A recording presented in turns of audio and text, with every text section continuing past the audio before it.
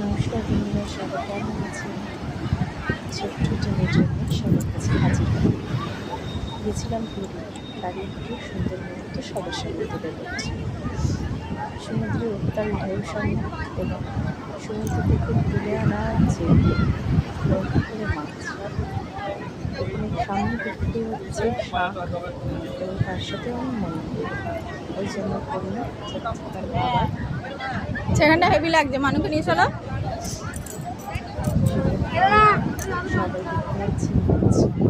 দেখতে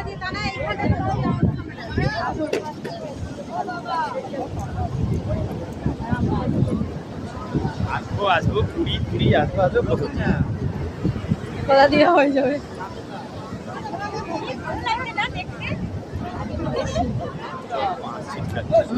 আসে গন্ধ।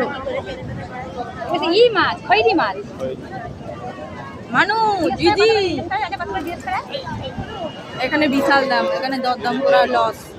দেখবো আমি, ঠিক আছে।